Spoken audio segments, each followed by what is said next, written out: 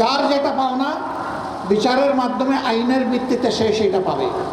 কিন্তু বিচারক যখন বলে আমি শপথপত্র রাজনীতিবিদ, আমি অমুক দলকে অন্তরে ধারণ করি, তার পক্ষে কি আর সুবিচার বাংলাদেশের মানুষকে দেওয়া সম্ভব?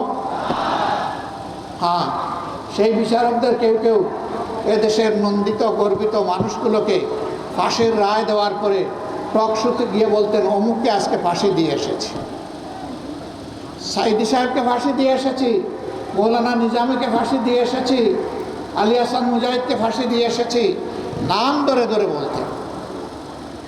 তিনি একজন বিচারপতি, তিনি টকশোতে যাবেন কেন?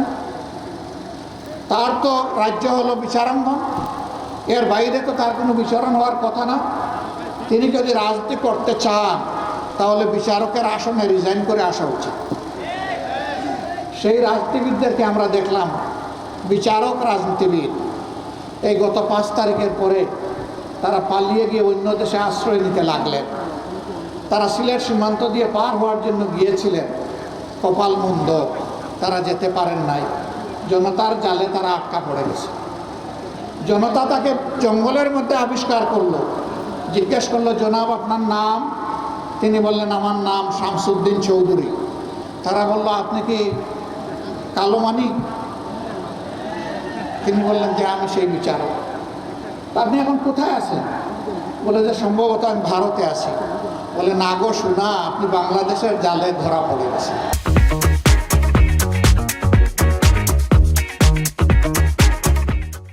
তখন তিনি কলাপাতার উপর শুয়েছিলেন। হায়রে কপাল, আপনাকে এই জঙ্গলে কলাপাতায় শুইতে হবে কেন?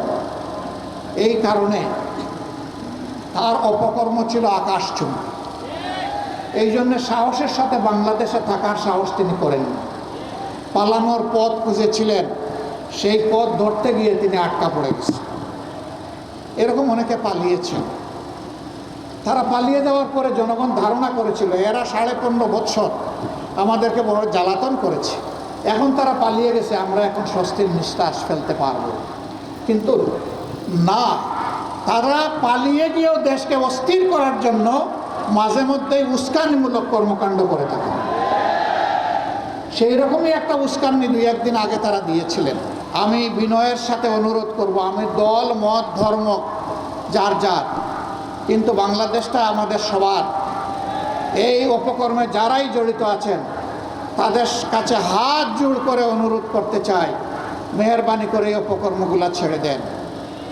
আপনারা যদি এই অপকর্ম করেন তাহলে শহীদদের সাথে বিশ্বাসঘাতকতা করা হবে, এই শহীদের রক্তের সাথে অপমান করা হবে, আহত পঙ্গুরা আপনাদেরকে অভিশাপ দেবে, শহীদের ফ্যামিলিরা অভিশাপ দিবে, 18 কোটি মানুষ অভিশাপ দিবে।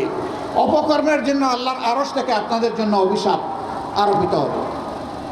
আমরা চাই আপনারা ওই দেশের নাগরিক, মেহেরবানি করে এগুলা ছেড়ে দেন, মানুষকে স্বস্তিতে বাঁচতে দেন।